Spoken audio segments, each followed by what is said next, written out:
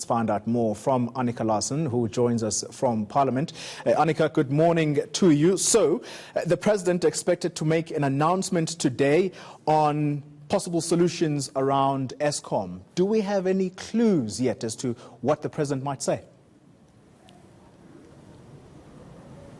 Well, Qali, it's the perfect storm, the collapse of the national grid. When it happened, the timing of it couldn't have come at a worse time for the President ahead of his investment drive and May the 8th elections. But certainly I don't see that he can come up with any kind of magic solution that's going to solve this problem in the short term. It's a very long-term problem that's taken several years, if not decades, to make. So I think between the problems of Kusile and Medupi and the overspend there, the fact that they're 450 billion rand in debt, which is 15% of the sovereign debt, I don't know how much can actually be fixed, especially with the Department of Public Enterprises saying yesterday we can no longer just throw money at these troubled state-owned enterprises because it's just not helping.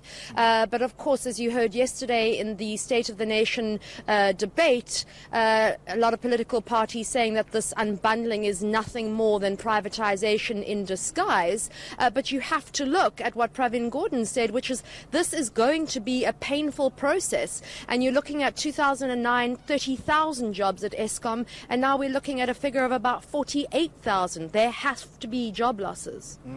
And there's no avoiding politics on this matter, Annika. We've just come out of a media briefing by the National Union of Mine Workers where they're saying the ANC may not be guaranteed votes from its members because the President and his fellow party members at Luthuli House, or party leaders, they've not consulted on this unbundling matter, never mind privatization.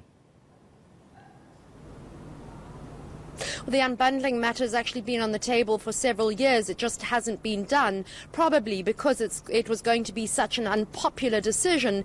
And many energy experts saying it's actually not the way forward.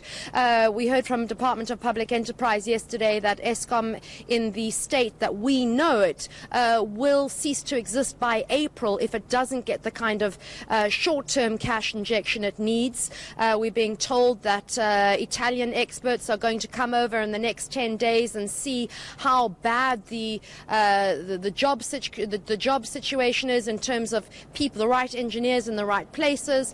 We hear there's low morale. 40% of some of the trips are due to human error.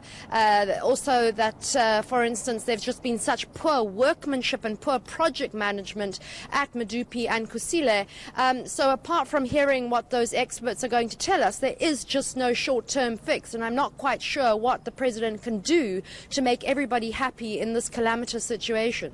Just finally, Annika, the President, is it possible that he is going to make this announcement around Eskom during his answering time in Parliament when he'll be responding to the debate on SONA?